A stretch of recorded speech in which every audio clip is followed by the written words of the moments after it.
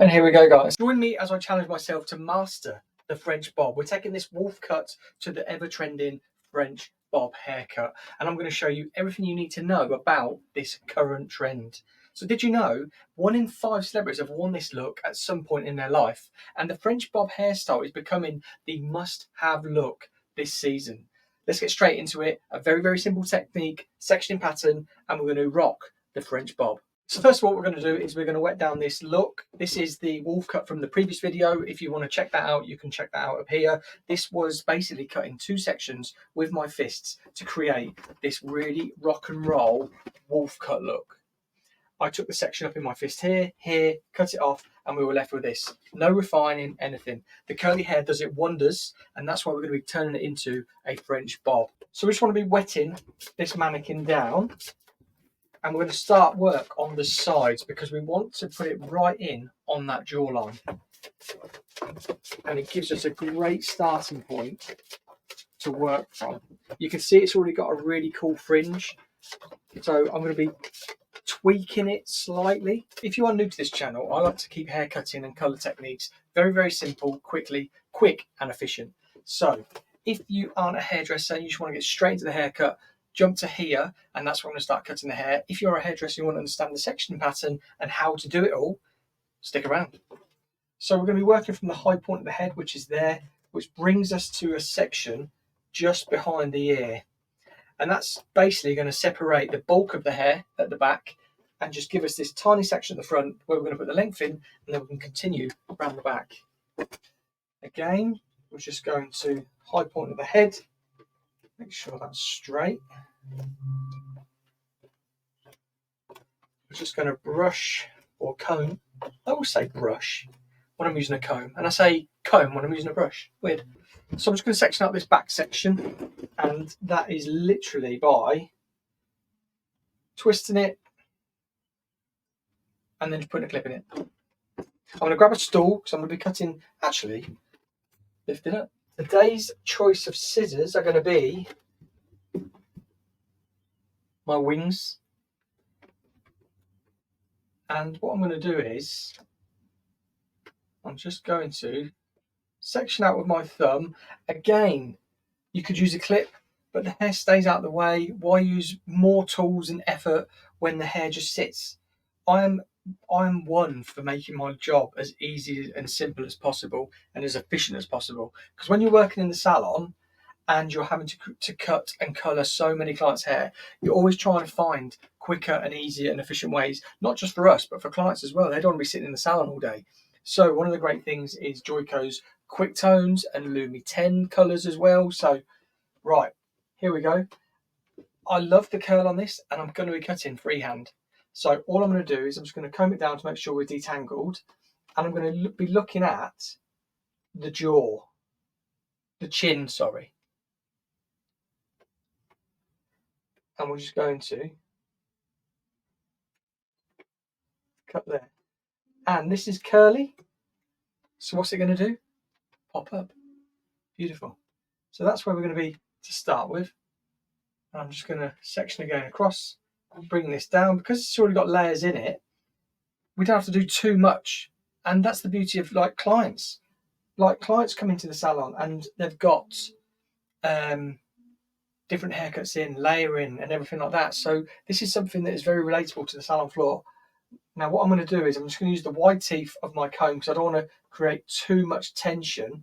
But because it is curly, I just need some control when it comes to cutting this. And all I'm doing is just putting in a blunt line. And then look, we comb that down and it doesn't even reach. But we're going to adjust these layers in a second. So I'm just going to twist this to here, comb across, make that stick out of the way. And we're looking at that chin. So we're going to be coming through there.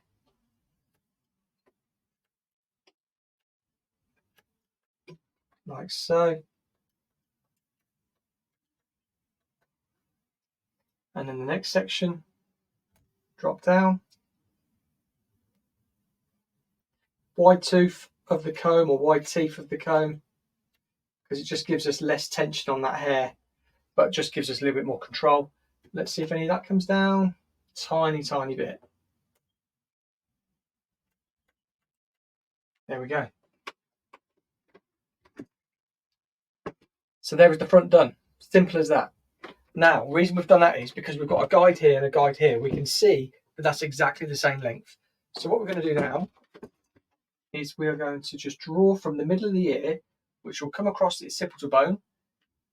If people's occipital bones are there, again, head shapes differ. On clients, on the mannequin, the occipital bone is around about there where we've come through.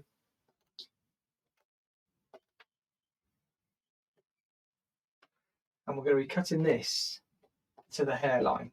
So what I'm going to do is I'm just going to follow this shape all of the way around like this.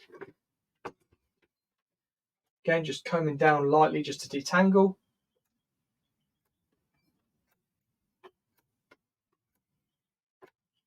And again, free-handing, coming across, and then let's just tidy up that mannequin's hairline. There. So we're right on that hairline, which just makes sure that we're going to get a really nice blunt full shape. Again, section across, we're going to go about an inch, but we're just working just below the curvature of the head. For hairdressers out there who really like points of reference, like myself, I really like to remember these points like temple, recession, occipital bone, curvature, hairline, and it just makes me just work more efficiently and understand haircuts that, say, next time when I'm doing it, I can write, whoop,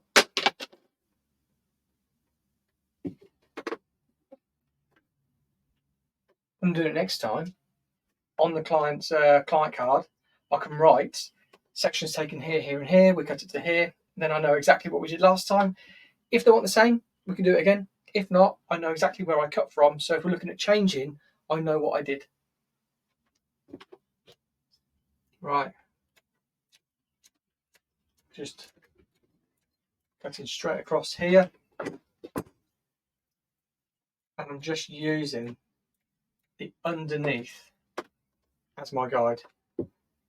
Now this last section, we'll just do it in 3 because this is already layered, so minimal, if anything, is going to fall into our length. Tiny, tiny bit. Again, I'm just going to use my comb just to control it that little bit and just take off what's needed.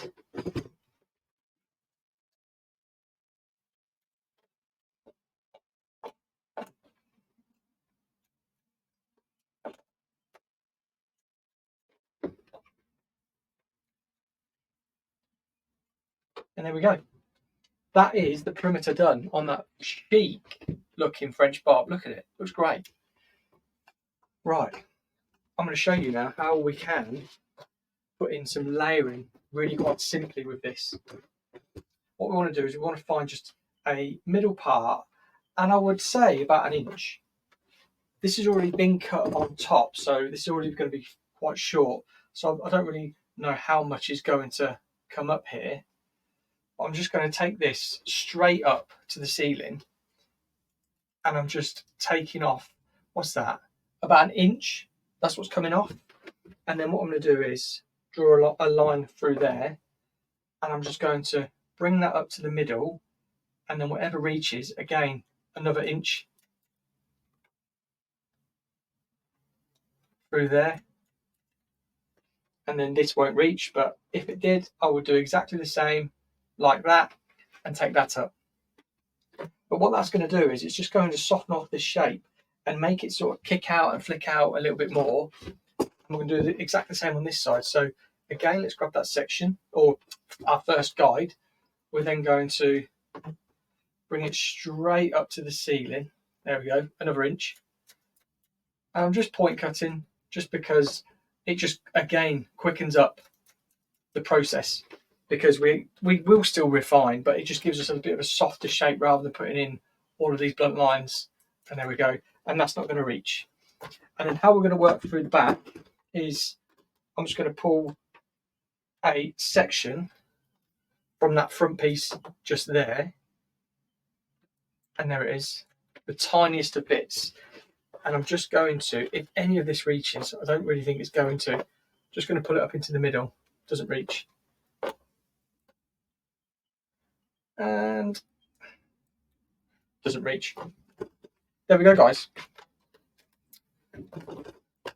That is the French bob. What I'm going to do is I'm going to get some product in there. Going to get some Joyful volumizing from Joico. Going to get some Joy Whip. I'm just loving those products, those two products at the minute, just for volume and definition in curls. And it's really quite cool to be able to be working on some curly mannequins. I did one the other week. I'll show you. This was another one of the shapes that I did. So it's a little bit like a graduated bob, but a little bit more technical. A little bit longer at the front, a little bit texture disconnection in there. I love that shape.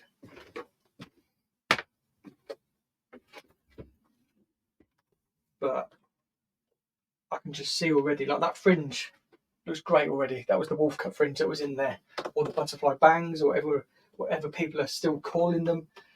I call it a nice fringe. But there we go.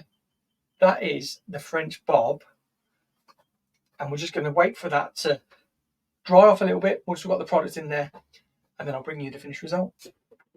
And here we go, guys. This is the French bob reveal. This is the finished result. Have a look. A nice little blunt line there. Bit of graduation because of how the curl popped up, because I was bringing it down. Beautiful. The fringe goes with it great. This is a bang on trend haircut for 2024, 2025, and this foreseeable future. So if you're watching this in 2028, give us a thumbs up. Let us know that you're watching it now. But that is the big trend, taken from a wolf cut to a French bob, because why not? So if you've enjoyed this video, check out this video and see what you think about this technique next. But thank you so much for watching. If you're new, please hit the subscribe button. Don't forget to give it a thumbs up. Let me know in the comments down below what you think about this. Thanks for watching. We'll see you on the next video.